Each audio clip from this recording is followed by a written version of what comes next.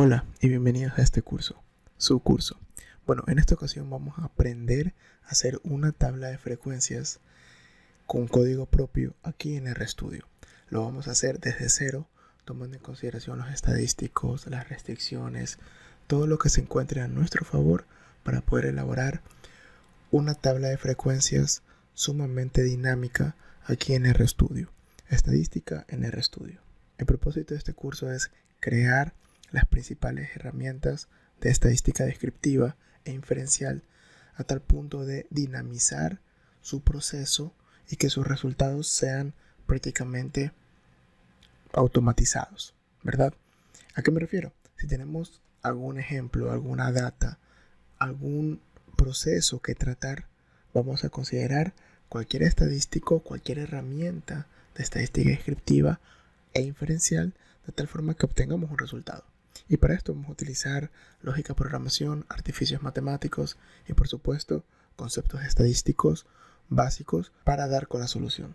Posterior a ello vamos a encapsular todas las herramientas que nosotros hayamos creado en RStudio en una función de tal forma que en base a la necesidad nosotros podamos gestionar su utilización y en correspondencia obtener un resultado óptimo, ¿verdad? Que aparte de ser un resultado eficiente, toma en consideración todas las variables existentes y restricciones. Bueno, en este caso, ¿qué es lo que tomamos en consideración? Una tabla de frecuencias.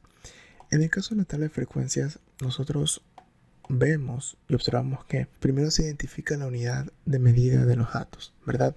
Puede ser un peso que se tome, cuyo tamaño muestral varía desde 20 hasta 1000 datos, ¿correcto? Y eso se denomina tamaño muestral. Posterior a ello vamos a ver lo que es el rango. Bueno, en primera instancia vamos a considerar entonces, primero se identifica la unidad de medida.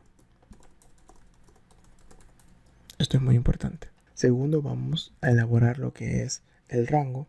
Tercero, vamos a determinar la marca de clase o el número de clases. Cuarto, vamos a determinar la longitud de las clases. 5, vamos a realizar el conteo de datos o lo que se conoce como frecuencia. Y en base a esto vamos a calcular otras métricas o estadísticos en nuestra tabla de frecuencias. ¿Correcto? Vamos a ir el paso a paso, pero primero vamos a gestionar todo lo que es la data, ¿sí?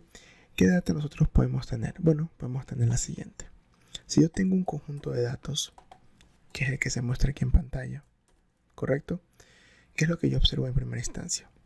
Que yo debo tener, por supuesto, una data que se encuentra concatenada con la función C, un sinnúmero de datos numéricos, es decir, datos continuos. Entonces, en este caso, yo voy a ejecutar la línea 2 para obtener dicha variable y observar el objeto, de tal forma que yo puedo ubicar, por ejemplo, length del objeto que acabamos de crear y me sale efectivamente 40 datos, ¿sí? A esto se le denomina el tamaño muestral. El size de la muestra o tamaño muestral se lo ejecuta en RStudio con length de data, ¿sí? Y es lo que acabamos de observar justamente, ¿de acuerdo? Ok, en segundo lugar vamos a tomar en consideración el rango de los datos. Sí, esto es muy importante porque el rango de los datos es sencillamente la distancia entre el mayor y el menor valor de los datos. Y es lo que estamos observando justamente en pantalla. Entonces, ¿esto qué significa? Vamos a hacerlo también segundo.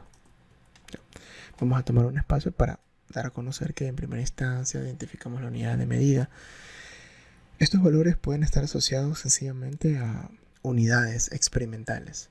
Si esto de aquí, por ejemplo, es la tasa de arribo de las personas en un centro comercial, sería 4.5 personas por minuto, 2.7 personas por minuto, entre otras, ¿de acuerdo? Entonces, la unidad de medición sería justamente eso, personas o unidades experimentales.